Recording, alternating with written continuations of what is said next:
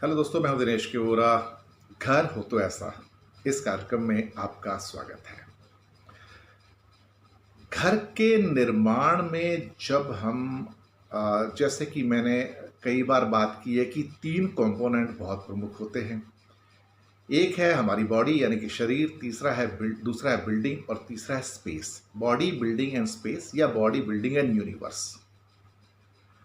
अब जब हम बिल्डिंग की बात करते हैं तो बिल्डिंग के भी एक्चुअली बहुत सारे पार्ट्स आते हैं और उसमें एक महत्वपूर्ण पार्ट आता है, वो है मटेरियल्स का। मटेरियल्स प्रकृति से निकलते हैं और जो मटेरियल्स प्रकृति से निकलते हैं नेचर फ्रेंडली होते हैं। वो हमारे शरीर के ओरिएंटेशन के लिए, बॉडी एक्सिस के लिए, बॉडी के अलाइनमेंट के लिए और हमारी हेल्थ के लिए हमेशा बेहतर माने जाते हैं।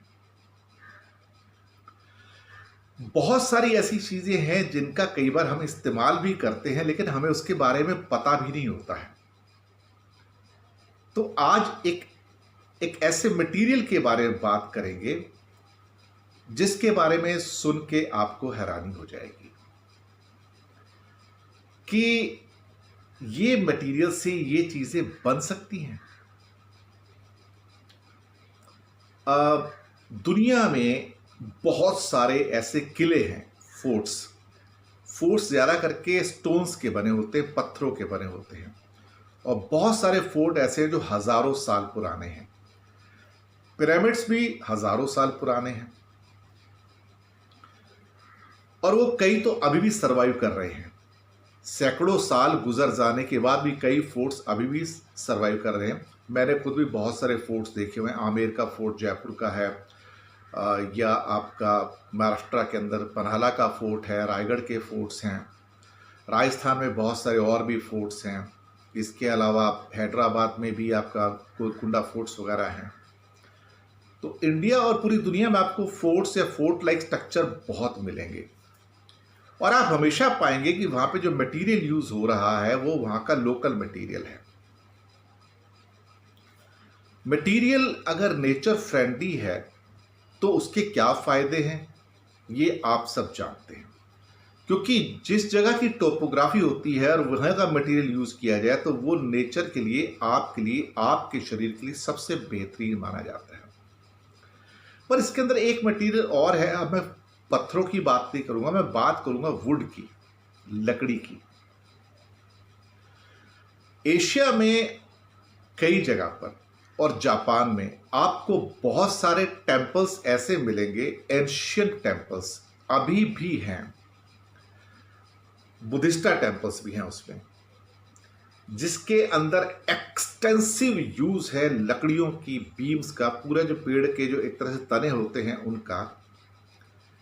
और वो जो सरवाइव किए हैं वो कुछ सैकड़ों वर्ष नहीं है। जो गिवन हिस्ट्री है हमारे पास वो 2000 से ज्यादा सालों की है, कि वो जो लकड़ी है, जो वुड है, वो 2000 साल सरवाइव कर चुकी है। और मैंने खुद भी एक्चुअली कुछ महाराष्ट्र के अंदर ऐसे स्ट्रक्चर्स देखे हैं जिनको पुराना वाड़ा कहते हैं। ओल्ड टाइम्स के अंदर आज से 200, 300, 400, 500 साल पहले या उससे पहले भी जब आप पहली मंजिल के ऊपर दूसरी मंजिल बनाते थे तो वो जो वाड़े थे, यानी कि वाड़ा वो कहते जहाँ मंत्रीगण रहते थे और जहाँ राजा रहते थे उसको रजवाड़ा कहते थे। तो राजवाड़ा का एक छोटा रूप वाड़ा है, लेकिन उसको रजवाड़ा नहीं कहा जाता। वो इसलिए क्योंकि वहाँ राजा नहीं रहता, मंत्री रहते हैं, और जहाँ मंत्री रहते हैं वहाँ राजा वर्ड यूज़ नहीं किया जा सकता, तो उसको वाड़ा कहते हैं, तो रजवाड़ा नहीं कहते उसको। अब आम भाषा में बात कर रहा हूँ मैं। तो जो वाड़े हैं वहाँ पर मैंने देखा है कि जो पहली मंजिल से और उसके ऊपर जाने के लिए छतें जिसके ऊपर टिकी हुई हैं वो लकड़ी की बड़ी बड़ी बीम्स हैं। अब मतलब जिनकी गिर्थ आप कह सकते हो अब 1 फुट से ज़्यादा है, 2 फुट से ज़्यादा है, 1.5 फुट की उनके गोलाई है उनके तने की, और बिल्कुल स्ट्रेट हैं वो। और उनके ऊपर कारीगरी भी की गई है, कार्विंग की गई है। इनमें आप बहुत टेम्पल्स भी आपको मिलेंगे, बुद्धिस्टा टेम्पल्स मिलेंगे, कई और टेम्पल्स मिलेंगे। और ये सारी वुड सर्वाइव की है सैकड़ों सालों तक। यानी कि इनके साथ जो पत्थर हैं या बाकी मटेरियल जो यूज हुआ है उसका क्षय हो गया है, वो खराब हो गए, लेकिन ये लकड़ियां खराब नहीं हुई। हमने सुना है, हमें पता तो नहीं है कि ताजमहल का जो बेस है वो भी एक लकड़ियों का बना हुआ है जो नीचे है। इसके बारे में हकीकत मुझे पता नहीं है, लेकिन जैसे सुना है। तो लकड़ी को कभी भी कमजोर नहीं समझा गया एक दूसरे मटेरियल के मुकाबले, जिसे आप ईंटें, पत्थर या बाकी चीजें कहते हैं। तो उनका मानना था कि लकड़ी भी उतनी सर्वाइव कर सकती है, बशर्ते कि लकड़ी अच्छी क्वालिटी की हो। और ऐसे में ये जो मैंने अभी आपको ये मटेरियल की बात करी है, इसी संदर्भ में मैं आपको बताना चाहूँगा कि ये जो लकड़ी होती है, जो मटेरियल के तौर पे, जिसका वर्णन विश्वकर्मा की थ्योरीज में भी है, और ये लकड़ी एज ए मटेरियल जब इस्तेमाल होती है भवन निर्माण में, भवन की संरचना में, तो ये इतनी पक्की होती है और इतनी मजबूत होती है कि ये शायद पत्थरों को भी बीट कर दे। इस वुड को मैं आपको नाम बता देता हूं, आपको आप नेट पे भी जाके इसके बारे में जानकारी प्राप्त कर सकते हैं। इसे कहते हैं मून वुड, चंद्रमा का वुड। इसके पीछे एक कहानी है या हकीकत है। वो ये है कि पेड़ काटना कभी भी चढ़ते हुए चंद्रमा के अंदर, जिसे शुक्ल पक्ष कहा जाता है, राइजिंग मून, नहीं कट की जाती है। जो पेड़ कट होते हैं हमेशा वेनिंग मून में, जबकि न्यू मून की ओर हम जा रहे होते हैं, कृष्ण पक्ष में तब होता है। और सबसे अच्छी लकड़ी जो आपको मिलती है, और न्यू मून अमावस्या के दिन या उससे 1-2 दिन पहले मिलती है। ऐसा क्यों है कि पेड़ों को पूर्णिमा या जब राइजिंग मून होता है नहीं काटा जाता है, और जो वेनिंग मून होता है उसके अंदर काटा जाता है, जो कृष्ण पक्ष होता है? क्यों? क्या ये साइंस है? क्या विज्ञान है? बिल्कुल विज्ञान है, इसमें कोई मिथ्या नहीं है। कारण ये है कि जो लकड़ी वेनिंग मून के अंदर कट की जाती है, उसको इंसेक्ट, कीड़े, फंजाई वगैरह जो होते हैं वो नहीं लगते हैं, फंगस नहीं लगती उसको कभी भी, वो ड्राई रहती है। उस लकड़ी के ऊपर किसी किस्म का इन्फेक्शन नहीं होता है। कारण क्या है? कारण ये है कि प्रकृति का एक नियम है कि जब राइजिंग मून होता है तो आपकी ट्री ब्रांचेस के अंदर जो सैप होता है वो काफी मात्रा में होता है। सैप कह सकते हैं कि एक लिक्विड पदार्थ जिसके द्वारा वो सारी पेड़ के अंदर जाता है और जीवित रखता है उसको। लेकिन जब हम न्यू मून की ओर जाते हैं तो वो सारा का सारा जो वो सैप है वो ट्री का जो बॉटम है वहां पे आके एकत्रित हो जाता है। जी हाँ, ये प्रकृति है। और जब न्यू मून के दिवस में अमावस्या के दिन उसको कट किया जाता है या 1 दिन पहले कट किया जाता है, तो सारा सैप जो है ना वो सिंक डाउन होके नीचे के बॉटम पे आ जाता है, पेड़ के तने जो होता है, स्टेम होता है। तो जब उसको कट करते हैं तो उसको स्टेम को खड़ा ही रखते हैं, तो उसके अंदर जो भी लिक्विड होता है वो बाहर निकल जाता है और वो जो तना या स्टेम जो होता है पूरा ड्राई अप हो जाता है। जब कोई लकड़ी इस ढंग से पूरी ड्राई अप हो जाती है, उसके अंदर कोई भी मॉइस्चर नहीं बचता है, तो वो उसके बाद वो जो लकड़ी होती है उसका वार्पिंग नहीं होता, यानी कि मुड़ नहीं सकती है, वो परफेक्ट वेट में आ जाती है, साइज परफेक्ट आ जाता है, प्रोपोर्शन उसका कहीं खराब नहीं होता है, उसके अंदर कोई श्रिंकिंग नहीं होती है। मैं आपको बताऊं, ये जो चीज़ें हैं ये बहुत इंपॉर्टेंट हैं। और अगर आप सपोज करो कि किसी गिटार वाले के पास जाएं या कोई वायलिन मेकर जो होते हैं, म्यूजिकल इंस्ट्रूमेंट के पास जाएं, तो उनसे पूछें कि आप किस वुड से ये खास तौर से गिटार बनाते हैं या वायलिन्स बनाते हैं, तो वो आपको बताएंगे कि हम मून वुड से बनाते हैं। बहुत सारे लोग इसको मिथ्या कह के टाल देते हैं, लेकिन ये प्योर साइंस है कि मून वुड जो है वो अपने आप में एक टॉप क्वालिटी की वुड होती है। और ये चीज़ें बड़ी इंपॉर्टेंट हैं, इसको आप जाके वेरीफाई कर सकते हैं गिटार मेकर्स के पास, वायलिन मेकर्स के पास, या कई और जो वाद्य यंत्र बनते हैं, चाहे वो वीणा हो या सितार हो या कोई और जो लकड़ी के द्वारा इसमें इस्तेमाल किया जाता है अच्छे आप जाके देखिए तो वो आपको बताएंगे कि ये कौन सी लकड़ी इसमें यूज़ होती है। तो ये जो वेनिंग फेज होती है न्यू मून वाली, यानी कि जो कृष्ण पक्ष जिसको हम कहा जाता है वेनिंग फेज को, वहाँ पे प्लांट्स को कट करना हमेशा बेहतरीन माना जाता है, क्योंकि जब उसको कट करने के बाद रखा जाता है, अगर वर्टिकल थोड़ी देर रखोगे तो जो भी सैप जो लिक्विड उसके अंदर होता है वो सब निकल जाता है और पूरा का पूरा वो हो जाता है ड्राई। ये टेक्निक हमारे एंशियंट्स को, जो हमारे पुराने जो बुजुर्ग थे हजारों साल पहले, उनको सबको पता थी, पूरी दुनिया में पता थी। मैं आपको बताऊं, एक्चुअली अब हम उस भवन निर्माण की उस मटेरियल साइंस से दूर हो गए हैं, लेकिन पहले के व्यक्ति दूर नहीं थे। और ये साइंस 2000 साल से ज़्यादा पुरानी है, क्योंकि उसके प्रमाण हैं। लकड़ी 2000 साल उन मंदिरों में सरवाइव की है और आज भी इंटैक्ट है।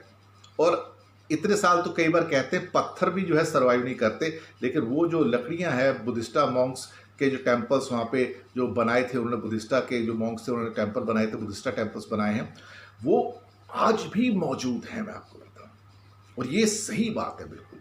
तो वहाँ पे क्या होता है कि उनकी एक टेक्निक होती है जिसे कहते हैं कि पहला ये होता है कि जो प्रॉपरली ग्रोन ट्रीज होता है उसी को कट किया जाता है, यानी कि आधे अधूरे जो ग्रोन ट्रीज होते हैं, जो उगे हुए पेड़ होते हैं, उनको नहीं काटा जाता। जो पूरे उगे हुए पेड़ हैं, बिल्कुल एडल्ट से भी थोड़ी और ऊपर जा रहे हैं, वहाँ पे कि हाँ ये बिल्कुल अब वास्तव में काटने लायक हो गया है, तब उसको कट करते हैं। दूसरी टेक्निक इसकी ये है कि राइट टाइम पे कट किया जाता है उसको। जब राइट टाइम पे कट कहते हैं तो इसका मतलब फिर वो वेनिंग मून के अंदर अमावस्या के आसपास कट किया जाता है, या अमावस्या को ही कट किया जाता है, क्योंकि राइजिंग मून में करेंगे तो उसमें मॉइस्चर का कंटेंट बहुत रह जाता है। मैं आपको बताऊं, और जब किसी भी वुड में मॉइस्चर का कंटेंट बहुत है तो उसमें फंगस लग जाएगी, इंसेक्ट्स आएंगे, कीड़े लगेंगे उसके अंदर, और उसका जो डिके है, यानी कि वो जो क्षय होता है, वो बहुत फास्ट हो जाता है। और तीसरी बात ये, जो मून वुड जो ये होता है, इसको जब ड्राइंग कर लेते हैं और जो स्टोरेज का उसका तरीका होता है उसको ढंग से किया जाए इस्तेमाल करने का, चाहे उसके ऊपर कार्विंग करो या कुछ भी करो, फिर वो इतने लंबे टाइम तक सरवाइव करती है कि मैं बता नहीं सकता। मैं बोलता रहा हूँ, कई वाड़ास जो मैंने देखे हैं उसके अंदर ये जो पिलर्स हैं सारे, वो कोई पत्थर के पिलर्स नहीं, पहले माले से दूसरे माले के, तीसरे माला चौथा माले पे नहीं, सब वुड के पिलर्स हैं और कार्विंग है उनके अंदर। और वो ऑलरेडी, जिनको मैंने देखा, वो 300 400 500 साल सरवाइव कर चुके हैं वो ऑलरेडी। और आज भी ऐसा लगता है कि वुड बिल्कुल नई की नई है, उसको कुछ हुआ ही नहीं है। और कई बार हम उसको देख के हैरान हो गए थे कि ये वुड इतनी सरवाइव कैसे कर सकती है, ये वुड इतनी पक्की कैसे है, इतनी मजबूत कैसे है। दरअसल उस वुड की जो मजबूती है वो शायद आपके जो सीमेंट के पिलर्स हैं, जिसके लोहा भी डाला जाता है, उससे ज़्यादा मजबूत है, क्योंकि उसकी डेंसिटी, वो बहुत डेंस वुड है। जब उसकी डेंसिटी और ज़्यादा अंदर ना जा सके तो फिर उसका जो कोहेशन है वुड का, it is as good as cement. और हिस्ट्री ने तो ये बताया है, जिन टेम्पल्स में अभी तक 2000 साल से वो लकड़ी सर्वाइव कर रही है, कि लकड़ी जो है as a material can become more powerful than any kind of cement, because cement can decay but that wood will not decay. ये जो चीज़ है ये बहुत ही इम्पॉर्टेंट है, और ये इसके बारे में जो भी मेरे पास जानकारी है मैंने आप तक इसको पहुंचाई है, क्योंकि ये वुड के अंदर इंसेक्ट्स नहीं लगते, कीड़े नहीं लगते, फंगस नहीं होती।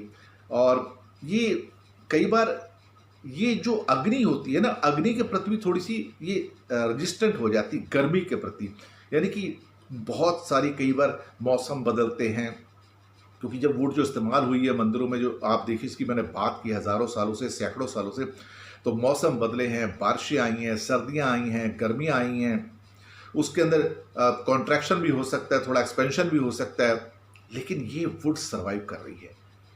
उस बारिश के मौसम में उसमें पानी भी पड़ा होगा, उसके ऊपर थोड़ा वो गर्मी भी आई होगी, सर्दी भी आई होगी, लेकिन वो वुड सर्वाइव की है, ना केवल एशिया में, इवन जापानीज बुद्धिस्टा टेम्पल के अंदर।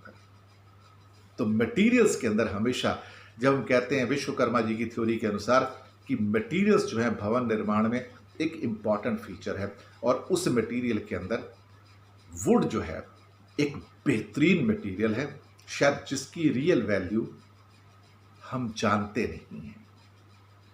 अगर रियल वैल्यू जानते होते तो शायद हमारे मकानों में वुड का इस्तेमाल ज़्यादा होता था।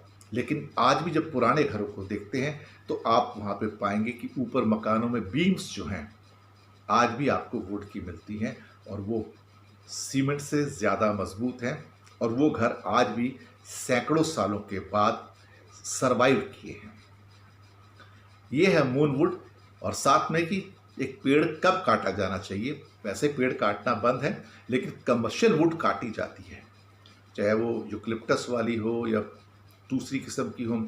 इसके अलावा जो आपकी साल की लकड़ी है, टीक वुड है, वो भी काटी जाती, क्योंकि उससे फर्नीचर वगैरह बनते हैं, दरवाज़ों की चौखाट बनती है और बाकी लकड़ियों की चीज़ें बनती हैं। तो ऐसा नहीं कि ब्लैंकेट बैन है, पूरी दुनिया में लकड़ी काटी जाती है। और ये दूसरे देशों के अंदर भी पता है उनको कि अगर लकड़ी को बेहतरीन रूप से बेच रहे हैं तो वो वेनिंग मून के अंदर, यानी कि कृष्ण पक्ष के अंदर जो अमावस्या की ओर चंद्रमा जा रहा है तब काटा जाता है, क्योंकि सैप नीचे चला जाता है जो लिक्विड मटेरियल होता है। तो घर तो ऐसा कि इस एपिसोड में ये जानकारी आपको कैसी लगी, और इसके बारे में फीडबैक दीजिएगा। ये प्रोग्राम आपको पसंद आ रहा है, इसके लिए बहुत बहुत शुक्रिया। मेरा ईमेल एड्रेस भी मैं नीचे दे रहा हूँ, उसको भी आप देखिए, और कुछ मेल करना चाहें तो ज़रूर कर सकते हैं। लिंक्स आगे भेजिएगा। सब्सक्राइब करना मत भूलिएगा। चैनल है आपका, प्रोग्राम है आपका।